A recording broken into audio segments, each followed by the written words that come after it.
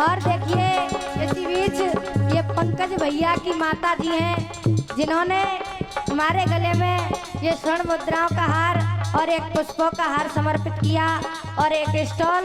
और देखिए एक ये मुद्री है जिन्होंने हमें समर्पित की है। भगवान से कामना करती हूँ कि इनके कर कमलों को दान की ओर अग्रसित करते रहें। ये है और धनदान से भंडार भरते रहें। लंबी सड़क लंबे गए कान्हा विदेशी है गए। लंबी सड़क लंबे गए कान्हा विदेशी है गए।